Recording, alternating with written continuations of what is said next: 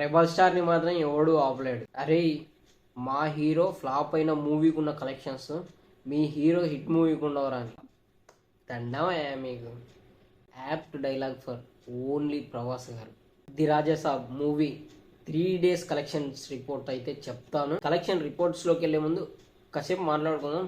ఒకవేళ మీకు కలెక్షన్ రిపోర్ట్సే ఖచ్చితంగా కావాలి అని అనుకుంటే ఈ మ్యాటర్ అంతా లేకుండా కామెంట్ సెక్షన్లో ఒక టైం ఉంటుంది. ఆ టైం మీద క్లిక్ చేస్తే ఆటోమేటిక్గా కలెక్షన్ రిపోర్ట్స్ దగ్గరికి వెళ్ళిపోతుంది. సో డైరెక్ట్గా చూసేసుకోండి, ఓకేనా. పీక్ నెగిటివిటీ రా రాజాసాబు, పీక్ నెగిటివిటీ నిజంగా.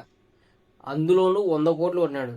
నేను అప్పుడెప్పుడో ఇన్స్టాగ్రామ్ చూస్తుంటే ఒక రీల్ కింద ఫ్యాన్ వార్స్లో ఒకడు కామెంట్ చేశాడు, ప్రభాస్ ఫ్యాన్. అరే మా హీరో ఫ్లాప్ అయిన మూవీకి ఉన్న కలెక్షన్స్ మీ హీరో హిట్ మూవీకి ఉండవరా అని. ఇది చూసిన తర్వాత యాప్ట్ డైలాగ్ అనిపించింది ప్రభాస్ గారి. లిటరల్లీ ఫ్లాప్ వదిలే డిజాస్టర్ అయినా సరే మనం చూసుకున్నట్లయితే ఫస్ట్ సాహో యావరేజ్ ఆడింది. ఫస్ట్ డేలోనే ఓపెనింగ్లోనే ఎగ్జాక్ట్గా చెప్పాలంటే 130 కోట్లు. సెకండ్ సలార్ ఫ్లాప్ అన్నారు, పీక్ నెగిటివిటీ దానికి కూడా, కానీ ఓపెనింగ్లోనే 158 కోట్లు కలెక్ట్ చేసింది. మూడోది ఆదిపురుష్, ఇది ఫ్లాప్ వద్దులే, డిజాస్టర్ చేసేసుకున్నాం. డిజాస్టర్ కాదు, డిజాస్టర్ కంటే తక్కువ ఏమున్నాయో అవే, అంతకంటే ఘోరం మూవీ, సరేనా.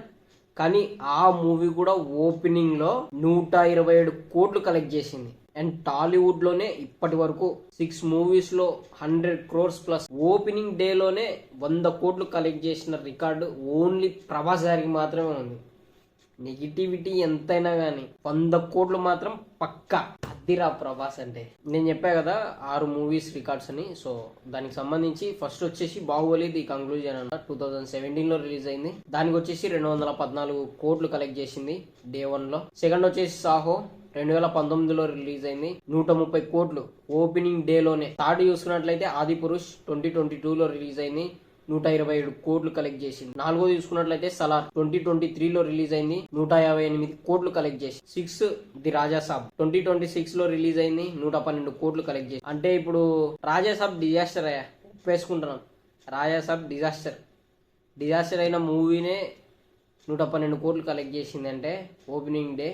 స్పిరిట్ ఎన్ని అంచనాలతో వస్తుంది, అది కూడా డిజాస్టర్ కానీ ఖచ్చితంగా 200 crores అన్న కలెక్ట్ చేస్తుంది డెఫినెట్లీ, అందులో డౌటే లేదు. ఇంకా సలార్ 2, కల్కి 2 ఇంకా ఇవన్నీ కలెక్ట్ చేస్తాయో మీ ఊహకే వదిలేస్తున్నాం. సో ఎంత నెగిటివిటీ ఉన్నా రెబల్ స్టార్ని మాత్రం ఎవడు ఆపలేడు. ఇవన్నీ ఆలోచిస్తుంటే నాకు ఒక డైలాగ్ గుర్తొస్తుంది ప్రభాస్ గారిది. ఇలా కొట్టే దమ్మెవడికైనా ఉందా, లేకపోతే మళ్ళీ నేనే ట్రై చేయాలా. నిజంగా apt dialogue for only Prabhas గారు. అండ్ మారుతి సాబ్ దండమయ్యా మీకు. నాకు తెలుసు థియేటర్లోకి వెళ్ళి చూసిన తర్వాత గెటప్ ఇంకా రాలేదేంటి అని ఎదురు చూస్తున్నాం. ఆ తర్వాత నాకు స్ట్రైక్ అయింది, అబ్బా బయటకు వచ్చిన తర్వాత ట్రోల్స్ స్టార్ట్ అయినాయి, మళ్ళీ దీన్ని ఖచ్చితంగా యాడ్ చేస్తారు అని అనుకున్నా. అనౌన్స్ చేసినారు. బెనిఫిట్ షో చూసిన వాళ్ళందరూ ఎర్రి పుష్పాలు అనమాట. ఇప్పుడు 600 టికెట్లు పెట్టుకున్నాం. అమ్మో దేవుడా, మళ్ళీ ఆ సీన్ చూడాలంటే మళ్ళీ 200 పెట్టుకునే వాళ్ళు. చాలా దారుణమైనది. సో ఇంకా మనం కలెక్షన్ రిపోర్ట్స్లోకి అయితే వెళ్ళిపోదాం. చూసుకున్నట్లయితే ప్రీమియర్స్ నుంచి 9 కోట్లు అయితే వచ్చిందనమాట. ప్రీమియర్స్ డే 1 కలుపుకుంటే 112 కోట్లు కలెక్ట్ చేసింది, ఇది అందరికీ తెలిసింది. అండ్ డే 2 చూసుకున్నట్లయితే 26.3 కోట్లే కలెక్ట్ చేసింది. ఎందుకంటే మిక్స్డ్ టాక్స్ నెగిటివిటీ ఆల్మోస్ట్ చాలా స్ప్రెడ్ అయిపోయింది. సో చాలా డ్రాప్ అయిపోయింది మూవీ కలెక్షన్స్ వచ్చేసి. ఇంకా డే 3 అయితే ఆదివారం, దీని గురించి డీటెయిల్ అనాలిసిస్ అయితే చూద్దాం. ఈ డే 3లో సండే కాబట్టి మంచి బెనిఫిట్ వచ్చింది. డే 2లో 25 కోట్లు కలెక్ట్ చేస్తే డే 3లో 35 నుంచి 40 కోట్ల దాకా కలెక్ట్ చేసింది. అండ్ లీవ్ డే కదా, సో చాలా బెనిఫిట్ అయింది. అండ్ 3 రోజుల మొత్తం గ్రాస్ చూసుకున్నట్లయితే 170 నుంచి 175 కోట్ల దాకా ఉంది. అంటే సోమవారంతో ఒక 200 CR కలెక్ట్ చేసుకున్నా కూడా లాంగ్ రన్ లో బ్రేక్ ఈవెన్ టార్గెట్ ఖచ్చితంగా కంప్లీట్ చేస్తుంది. మన గతంలో చూసుకున్నట్లయితే ప్రభాస్ గారి డిజాస్టర్ మూవీ అయినా సరే బ్రేక్ ఈవెన్ టార్గెట్ని ఖచ్చితంగా కంప్లీట్ చేసి ప్రొడ్యూసర్కి మాత్రం ఎటువంటి నష్టం లేకుండా చూస్తుంది. ఎందుకంటే ఓటీటీ రైట్స్ ఉన్నాయి. ఇప్పుడు ఈ మూవీ ఉంది, ఓటీటీ రైట్స్ 200 CR దాకా అయిపోయింది. అంటే ఈ 200 CR కలుపుకుంటే బ్రేక్ ఈవెన్ టార్గెట్ కంప్లీట్ అయిపోయినట్టే. అంటే ఇక మీదట వచ్చే ప్రతి ఒక్కటి హిట్ ఆర్ ఫ్లాప్ అనే, బడ్జెట్ పరంగా హిట్ ఆర్ ఫ్లాప్ అని డిసైడ్ చేసే కలెక్షన్సే అవుతాయి. సో ఇప్పటికైతే 200 అనుకోవచ్చు.